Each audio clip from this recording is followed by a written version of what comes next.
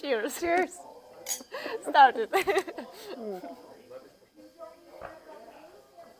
I started half an hour ago. No, I'm Oh. kidding. No. Do you like the wine? Yeah. Yeah? Let's talk about you. So, where were you born? I was born in a city named Campinas, that it's in Brazil, closer to São Paulo, that it's one of the famous cities that we have there. Wow. Tell me something about Brazil. I haven't been here. So Brazil is really nice. Like people are nice. We also like to party. Like I was telling you about Montreal. But I think that the main problem that Brazil has is corruption, and then because of corruption, like the public systems they don't work. So we don't have hospitals, we don't have police, we don't have, and then we don't have protection, right? So that's the bad part of Brazil. The food is amazing. I miss the food. I also miss some of my family that it's still there. So my parents are there. I have two brothers there as well, and I miss them. And the weather is really nice too, right? So like here is really cold in comparison to Brazil. What the weather in Brazil is like? What in winter? Winter, the lowest that we can get is around 10, 11 degrees. It's like it's like today in the morning that we had like around 13 degrees. It's like our winter there. So Oh. yeah, it's always hot. What you suggest to go in Brazil? Where to see something? Rio de Janeiro is really an amazing city. Again, you have to know where you're going because there are some places that are not safe. But Rio is really pretty. It has a unique view. So at the same time, you can see mountains with the beach, and like it's really pretty. So I really would recommend Rio. But there are other places in Brazil that are famous for the beaches as well. South, we have Balneário Camboriú and Florianópolis are really pretty. The beaches are super pretty as well. So there are a lot of nice places to visit there. So, but the beaches are for sure one thing that you should go see. Okay, thank you so much. You're welcome. What is your favorite place in Brazil? Rio de Janeiro, what you suggest, or you have something special for you? I have a place that I like that it's called Ubatuba. It is a beach. Actually, Ubatuba is a city that has several beaches. I think it's almost like 100 of them. They are all like a little bit different, but my parents used to bring me there for our summer vacations, and I have really good memories of that place. And it also has the beach, but the mountains all around, so I really like it. So that's my favorite place. What is the reason for moving to Canada? Safety, we didn't feel safe there.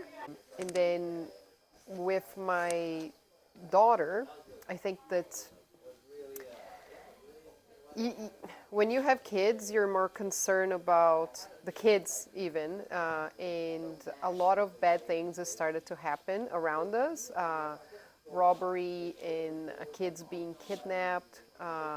So I was really concerned that that could happen to me, and especially to my daughter. So then we decided that it was time for a change. It was difficult to go from Brazil to here and mentally something like mindsets different.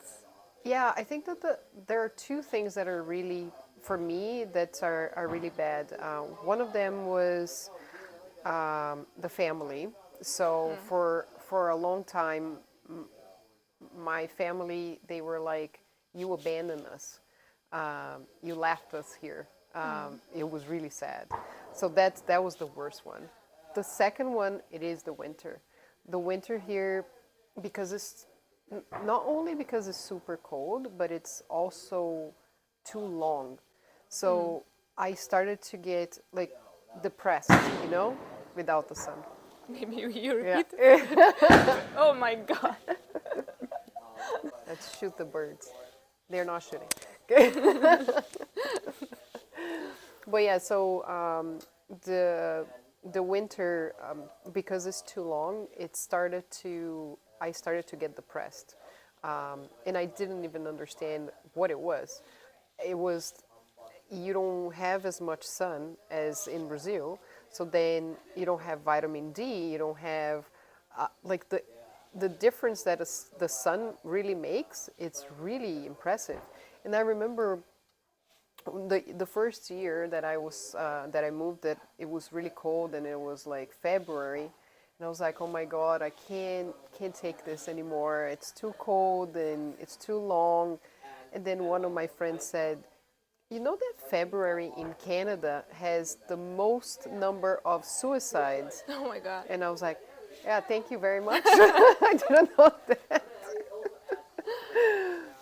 But yeah, so it's been 7 years now. So I think each year I get a little bit more used to the cold, but it's not that great. Yeah. But maybe in Canada, have you lived in other provinces? No, but then if you think about that, when we moved here, I thought about Vancouver, but Vancouver is more expensive, right? That's one thing, like the cost of living. The other thing is that there's a lot of rain in Vancouver, and I don't like rain, so I prefer the cold over the rain. So I was like, okay, no. So now wine country is a good place. But what do you like here a lot? Like, oh my god.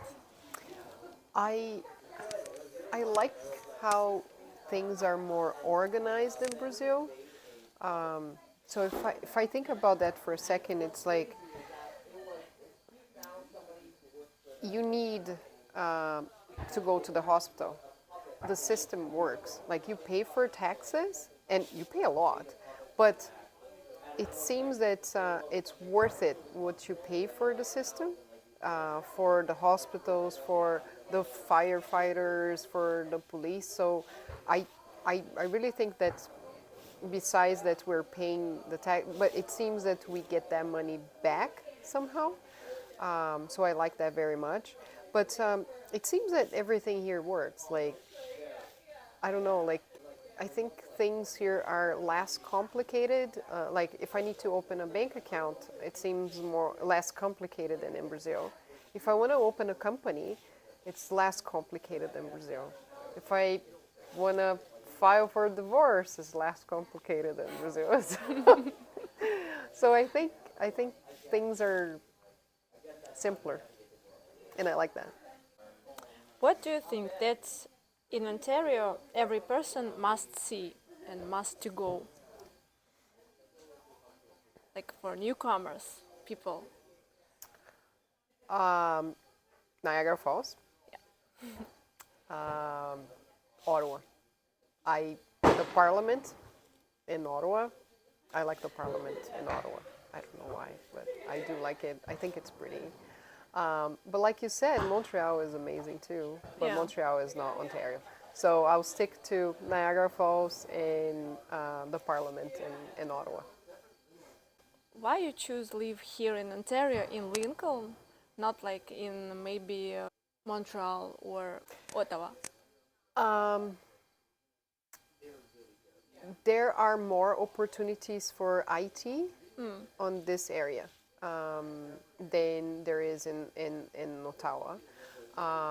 Montreal, I don't speak French, so every time that I go there, it's like there. Most of the places, they of course they speak English, but it's still they really prefer to speak in French. And I have some friends there, and I know that. So that's why that's one of the reasons why not Montreal. But yeah, the main reason when we choose the place was more for the IT companies that were like close to Mississauga and Toronto. What place do you want to visit? Banff, the mountains in British Columbia. That's one place I want to go. It's with the lake, right? Yes, Uh-huh. yes, Lake Louise.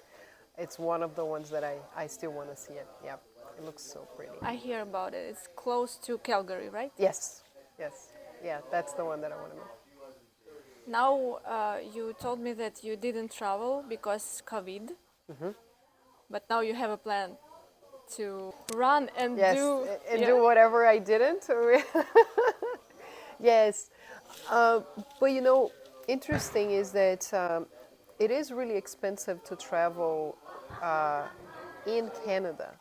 So if you think about it, I really want to go to Banff, but it's less expensive to go to the Caribbean with a resort that is all inclusive than it is to go to Banff. So it's hard for us living in Canada to visit Canada because it's really expensive. So, talking about your occupation, your job, what is your occupation? So I am what we call a technical sales, like a pre sales for Microsoft. I sell some of their systems at the business applications systems, and also a little bit of the low code platform. Work from home most of the time, and then during the weekends I'm here at Casaba. I really like to do like wine tastings. So I work during the week for Microsoft, and then during the weekends, sometimes I'm here at Casaba. Yeah, I want to talk about it also. It's your hobby, right? Yes, Tell me more about your hobby. How did you find this hobby? You feel it like it's your passion? yes, it is my passion. Um, I've been working with IT, different positions for almost 25 years now, and at some point, well, it is a hard job. It's like the mental health for anybody that works with IT.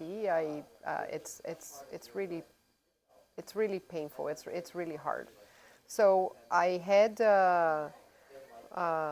like I had a mental issue. This was almost 10 years ago, and yeah, almost 10 years ago, and I wanted to do something different that was not related to IT. So then I started to study about wine, and first I just did like a week of course, and then when I did that one, I understood that I didn't know anything about wine that I thought I knew. So then that took me to another course and another course and another course. So I ended up doing a 3-year training to become a sommelier in Brazil. And I started to just like study about wine and trying to understand if I could maybe have a business about it. So you started to learn about wine in Brazil. Yes. Wow, I think it happened in here. No, it was in Brazil. Wow. Yeah. And IT also you started to work in Brazil. In Brazil, yes. I was 17 when I started. Oh my God. Yes. So I want to retire now. And it's so hard, right? Yeah, it is hard. Yes. All job, All positions all in IT. position Yes, is hard they in are hard. IT. Yeah. I want to try QA, but now I don't want. Maybe you too, please. Be my work. Till retire. Yes. Social media, better. Yes. So now you're a sommelier, Yeah. right? And here you work like a sommelier. Here, I don't work as a sommelier. It's similar.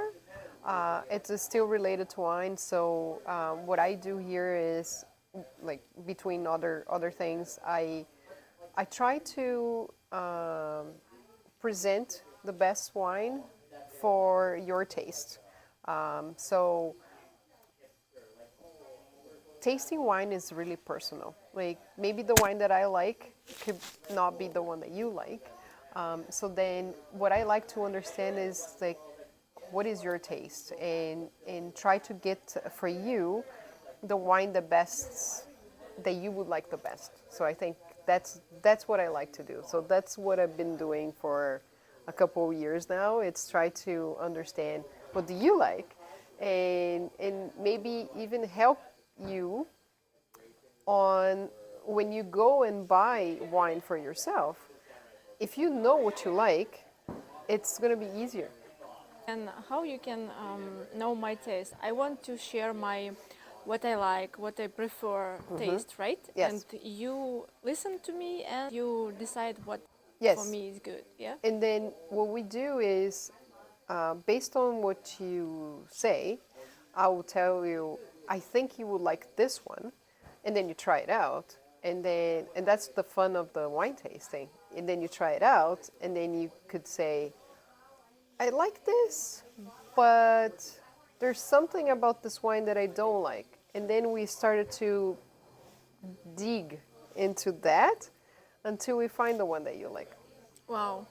Yeah. I think the world needs people like you because sometimes I don't know what I like. Yeah, I have. There was an interesting thing I did with some of my friends not long ago. I prepared a wine tasting at my house, and then I sent a survey uh, before the tasting to the girls, and then most of them responded that they like Pinot Noir, and and then I got two different types of Pinot Noir, and I pour some of the first Pinot Noir, and some of them said, "Ooh, I like this," and some of them said, "I don't like this." So interesting thing is that you might say, "I like Pinot Noir," but there are Pinot Noirs that are more fruity, and there are more Pinot Noirs that are more earthy. So they're not going to have any fruit. So if you like the fruit in the wine, you're not going to like the Pinot Noir that it's earthy. So when you're buying the wine, if you know that, you can tell the person that is there, is like, hey, I like a Pinot Noir, but I like more fruity. So then the chances of you getting the bottle that you actually want to drink, they are higher. But people who work in a winery shop, they should They know. they should know, yes. They should be like a sommelier, right? Yes, yes. And they usually they at least at the LCBOs around here, they do a pretty good job with that. Tell me, please, what is your favorite wine? Mm. List. So the best way to ask that question, I'm going to tell you. It was, oops, sorry. It was one of my friends here at Casaba that told me, if you were to die tomorrow, what is the one bottle of wine that you would like to drink? And I was like, because it's so hard to pick one, right? So there is one bottle of wine that I had before we moved to Canada. It's called Opus One. It is a winery in Napa Valley, and it was one of the most remarkable wines that I ever tried, but it's super, super expensive. It's delicious though. So it's a tough question because that would be the wine. If I'm dying tomorrow, that's the one that I want to have. But it really depends. So like right now, I really wanted to try a red wine because it's getting a little bit cooler, right? Like it's a little bit chill. If it was 30 degrees on summer, I will go for a sparkling or like a Riesling, right? So it really depends on the day and the weather And the mood. and the mood. Yeah? And the mood. Yeah. Yes. Yeah. Please recommend us 3 Canadian wines. Okay. Well, first Casaba. I love the wines here. I hope you guys like it. Yeah. There is another one that I like as well, that it's called Organized Crime, that it's around the corner as well. So I really like Organized Crime. It's a small little shop. And the third one, I'm going to say Ridge Point. Ridge Point is also pretty close here. They have different wines there. They actually have some Italian grapes, and they they have like different things than most of the wineries around. So I really think it's really curious to go to a winery in Canada that has Italian wine. So I like that one too. So I'll leave it to that. Pisaba, Organized Crime, and Ridge Point. There is a winery, right? Yes, It's close to there in Niagara region. yes, pretty close. And please recommend us 3 world brands wine. Okay, so I mentioned one of them. It was Opus One, right?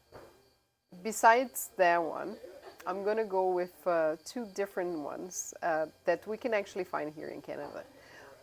One is gonna be Vinha Montes. Vinha Montes is in Chile, and I love the winery and I love all the wines that they have. But it was really interesting to visit them.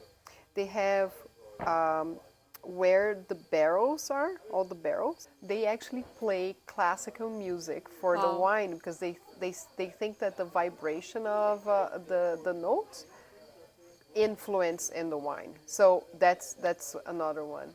And then the third one, I'm going to say Catena Zapata in, sorry, Argentina. Yeah, so then Catena Zapata will be the last one in Argentina. So let's Opus One, Vinha Montes, and then Catena Zapata. Thank you. And how to choose wine? Well, I started telling you that part. I think first you should try to understand which type of wine do you like, because it's not about a wine being expensive, right? So that's an interesting thing too. Like people think that some people, not everybody, think that wine to be good needs to be super expensive. That's not true. Of course, there are some things. So if you, and I think I'm going on a different subject, but I think you should try to understand at home, if you buy a bottle of wine, try to understand what you like about it. So try it out, see if you like the fruit that is there, see if you like the spices or the tobacco. So try to understand what is that you like about that wine, and then we can understand the wines that you like. Once you understand the wines that you like, then you can do like a quick research about wines that are similar to the one that you like, right? And then you can go and try to buy that. But that's going to be my recommendation. Just try to understand what do you like about that wine. Is it the fruit? Is it the oak? Is it coffee? Is it, like just try to understand what is that you like on that wine. But if I like Riesling, and Riesling a lot. I like Riesling I bought in Italy, but in Spain I bought Riesling. It's different taste. So So I think there are a couple of things about Riesling. So one of them is you need to understand if you like a dry Riesling or an off-dry Riesling. So at least at the LCBO, and some of the producers online, they put it there too, is the content of sugar, residual sugar, that it is on the Riesling. So even if the label does not say that it's dry or off-dry, if you look at the content of residual sugar, you're going to understand if the wine is sweet or not. And off-dry, dry, and then sweet. So that's the one thing about the Riesling. But if you like Rieslings, my recommendation for you is to try to understand what is about the Riesling that you like. Meaning, do you like more of the fruit on the Riesling or more of the mineral? So, like here in Ontario, we have a lot of minerality because of the soil. So, if you like the mineral, you will like the wines on this region. If you like more of the fruit, then it's better for us to take another region for you to try it Riesling. Thank you. Please tell us about the basic principles of combining wines and dishes. Okay, so that's one of my favorite subjects. I'm super curious about the food, so I can like your food, so I can try to recommend you some wines. Like you mentioned, sweet Riesling, not sweet, sorry, an off dry, more on the off dry side of the Riesling, with spicy food, it's a perfect combination. So like a Thai food, like a more spicy Indian food, it's an off-dry Riesling, it's perfect because the sweetness of the wine breaks with the spice. So that's a perfect combination. We usually say like the full body reds, like everything that's like a Cabernet Sauvignon and Cabernet Franc, they will be really good with a steak, like meat, like beef meat, right? Chicken, with chicken, usually what we recommend is like a wine that it's a little bit less in body, like a Gamay Noir or a Pinot Noir, or also even like a Chardonnay. Pasta, you need a wine that has a lot of acidity, meaning if you understand, like most of the Italian wines, they have a lot of acidity, and they were actually created for the food. So if you have a Chianti or a Brunello with a pasta with like a tomato sauce, it's gonna break down the acidity of the wine is gonna break the acidity of the sauce. So those are some of the recommendations. And then we say, okay, white wine with fish, yes, but if you have a salmon with a white sauce, maybe you want to go a little bit heavier. So, like those are a couple of things that I can think about, but it really depends on what's in the dish. What is it just meat? Do you have like a peppercorn or mushroom on top of your steak? So maybe that could bring you to a different type of wine because of the sauce that is on top of it. We can go on and on for hours on this. Wow, it's interesting. You learn it everything, or you just like feel it. So there are some things that we know, like the one that you're having right now, and the one that he's having, maybe the one that I'm having too. This will be good with a steak. But if you have like a smoked chicken, this could be good too.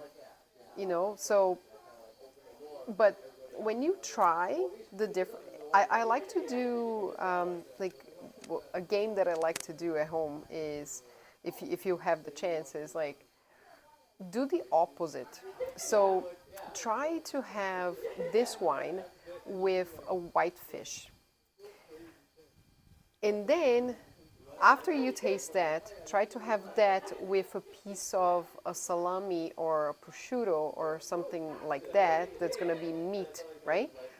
You're going to taste the difference because the white fish with this wine, you're going to get this metallic taste in your mouth that it's not going to be pleasant. And then when you try with the proper food, you're going to see the difference. Like, not see the difference, you're going to taste the difference. So, yeah. With all this knowledge, when you go to restaurant and you see this like people mix wine with different dishes, let's not combine it.